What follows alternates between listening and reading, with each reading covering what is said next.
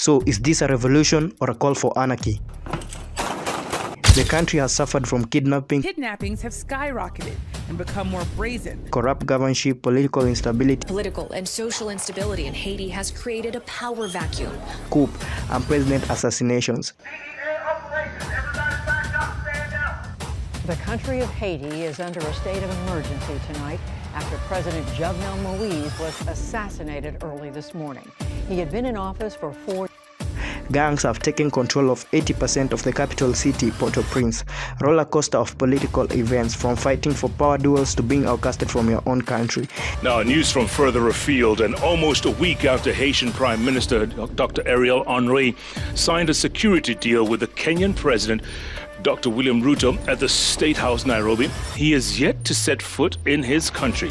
Everyone wants to know why. What really happened in Haiti to be plunged into this chaos?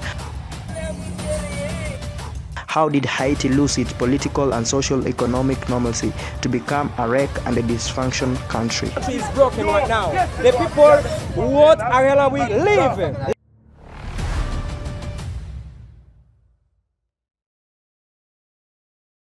Let me help you uncover the deep rabbit hole of Haiti politics and its gang. For those who know this story, you will have to take time back.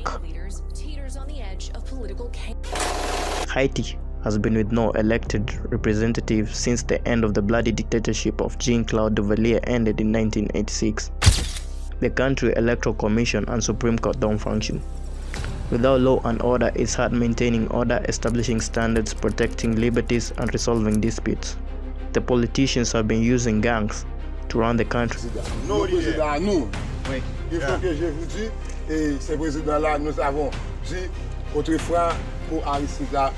Since Haitian National Police are underpaid and lack proper support and instruments from the government.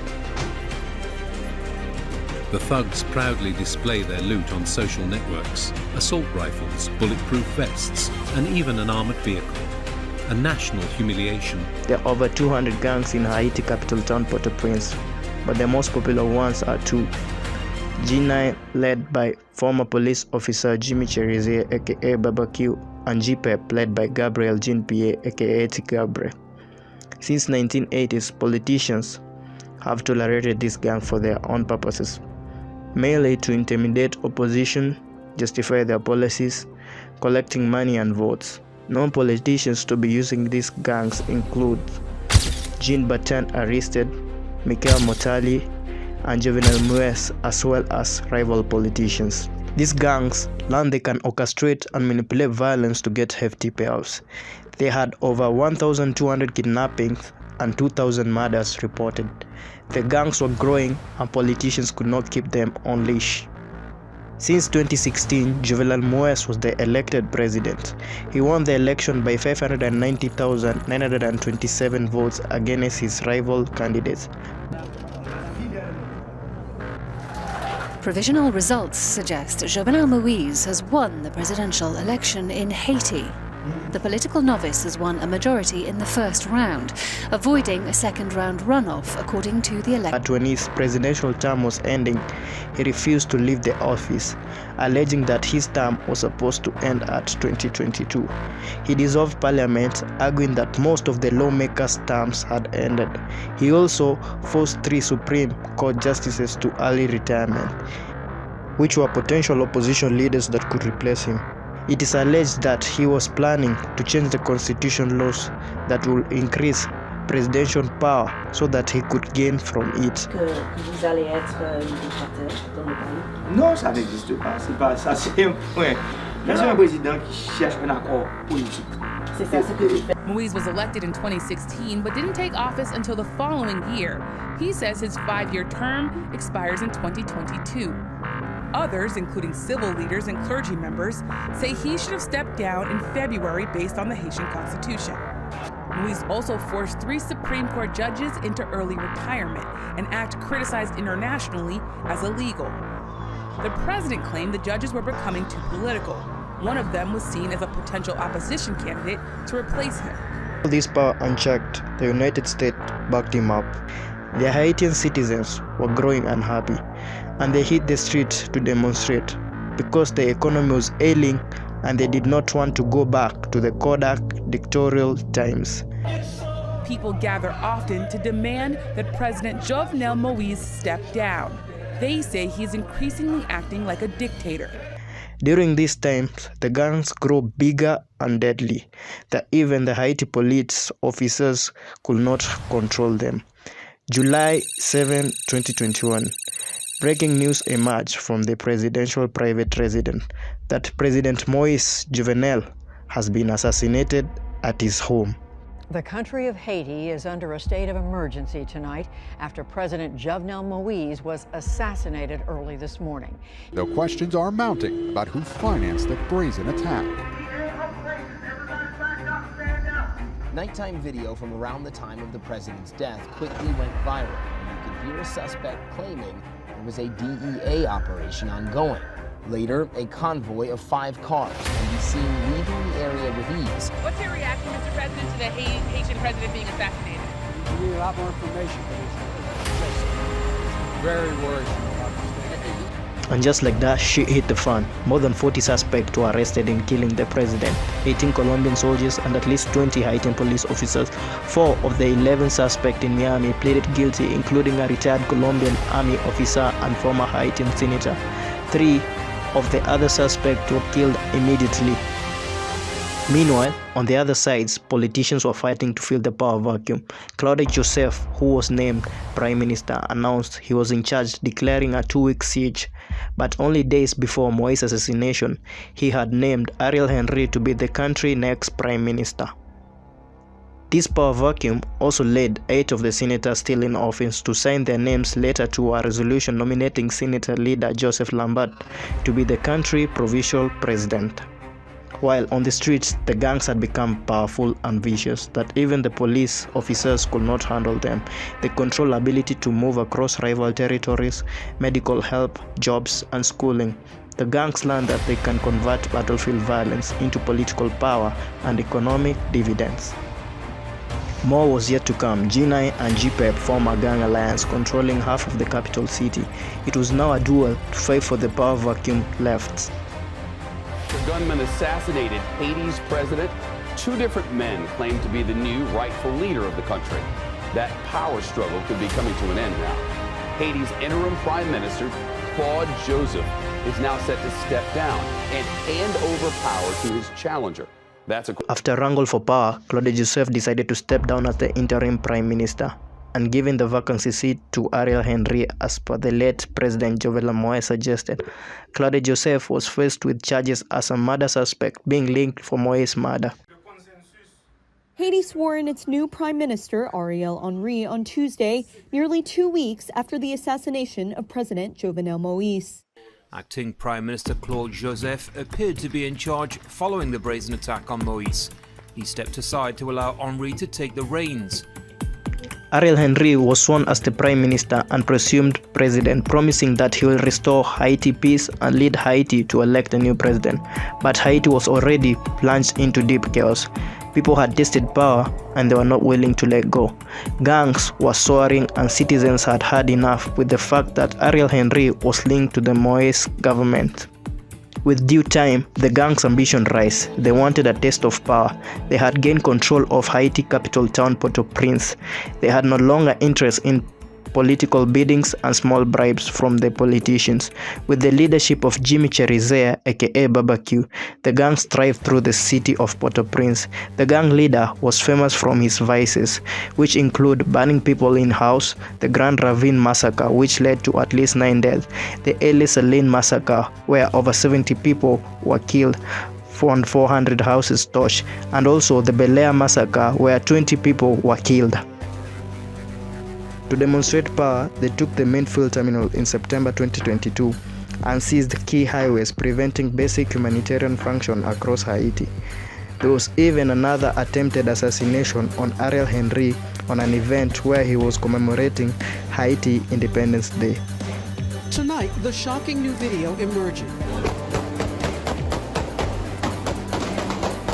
Haitian Prime Minister and Acting President Ariel Henry and his security team coming under heavy gunfire on Saturday in an assassination attempt at an event commemorating the country's Independence Day.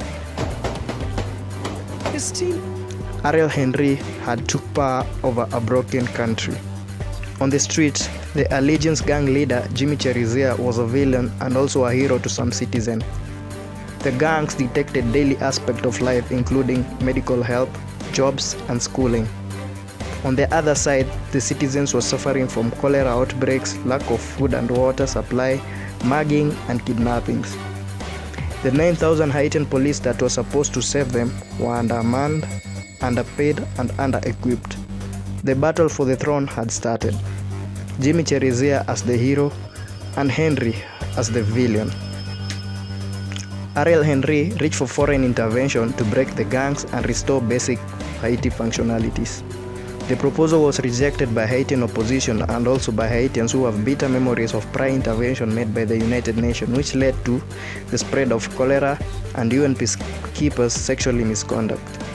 Gang leaders Cherizia warned that any foreign intervention would plunge Haiti into a genocide because they are ready to fight till Henry resigned from the government. Nous gardons nous, yo commencé violer femmes, Jean ministre te fait en 2004. Yo commencé violer ti filles, Jean ministre te fait en 2004. Yo commencé violer ti garçons, Jean soldat uruguayen te fait en 2004. Yo porté choléra ba nous, Jean ne parlé ou fait parce que 20 000 haïtiens et goumé ça, c'est peut-être ça nous sorti nous, il pas goumé ni Genève, il pas goumé ni GPEP. La goumé peuple haïtien pour nous garder dignité pays nous. Nobody was ready to answer Ariel Henry's desperate calls from the UN, USA, and Canada until a glimpse of hope came from Kenya. They decided to deploy 1,000 of its police force to restore normalcy. It was a done deal which was backed by the President of Kenya, William Ruto. Hope that the deployment will occur very soon because the people they cannot wait anymore. President, thank you, and we want to thank also all those who are involved in this mission. But as soon as Ariel Henry was finalizing his peace calls, the gangs that took control of 80% of Port-au-Prince stormed into two prisons, releasing thousands of the prisoners. Later, the gang took control of Haiti National Airport, claiming that Henry should not return in the country until he resigns as the Prime Minister, and he is responsible for all the violence. One of Haiti's most powerful gang leaders, who's known as Barbecue, says there will be civil war if Ariel Henry does not stand down as Prime Minister.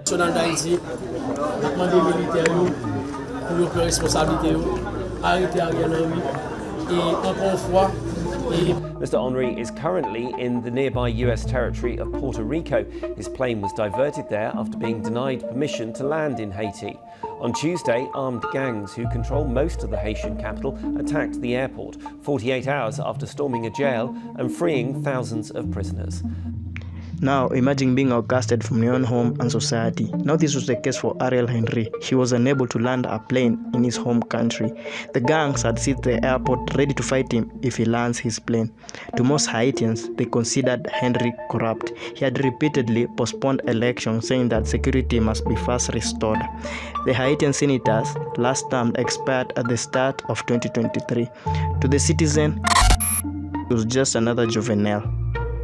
Ariel had to make some desperate calls. He reached the United States, which arranged that Ariel Henry plane would make an indefinite stop in Dominican Republic, adding that the Prime Minister was in New York at that time. These were the words of Dominican Ministry of Foreign Affairs. Now, news from further afield, and almost a week after Haitian Prime Minister Dr. Ariel Henry signed a security deal with the Kenyan President Dr. William Ruto at the State House, Nairobi, he is yet to set foot in his country. Later, the request from the US for Henry plane to land in the neighbor country, Dominican Republic. It was turned down by the President of Dominican Republic, Luis Abinader, declaring that the minister is not welcome in their country. Stranded and stressed, Henry made an indefinite stop at Puerto Rico. And in international news, Haiti's Prime Minister Ariel Henry has landed in Puerto Rico after apparently being unable to return to his country. Now, according to local media, he arrived in the capital, San Juan, on Tuesday after flying from the U.S. state of New Jersey. It was a roller coaster event for Ariel Henry, and he had reached his breaking point. On March 12, 2024, Henry resigned as the Haitian Prime Minister. Meanwhile, elsewhere, the Prime Minister of Haiti, Ariel Henry, has agreed to resign and make way for a transitional authority. Accepter pour mettre en place un conseil présidentiel de transition. Un conseil ça va choisir après une entente entre différents secteurs de la vie nationale. Le gouvernement que m'a dirigé a retiré l'école immédiatement après installation conseil. The resignation came as the regional Caribbean leaders met in Jamaica to discuss the framework for a political transition government. Secretary of State Antony Blinken made a last-minute trip to Jamaica today for an emergency meeting of Caribbean leaders to discuss the spiraling security and humanitarian crises in Haiti. The group is looking to develop a leadership transition in Haiti as gang violence rages and the population there suffers. For the citizen, it's a daily struggle for them created by the political instability and gang violence ravaging across the country. Most people have fled the country to avoid being casualties of the battles. You say your country is broken? Yeah, broken. My country is broken right now. The people who want Ariel Henry leave. Dead bodies scattered through the city of Port-au-Prince unattended. Recently, Dominican Republic, which is the neighbor country, has declared it will not authorize any refugees as Haitians flee into the country for safety. The United Nations office recorded that at least 15,000 people have been displaced due to the violence. Some streets and homesteads have been barricaded to prevent the gangs from destroying their homes and peace. This is one of the neighborhoods here in Port-au-Prince that has basically decided to barricade itself to slow down any gang activity, any kidnappers who would come in and not then easily have a way to get out. With Henry's resignation, will Haiti be peaceful again?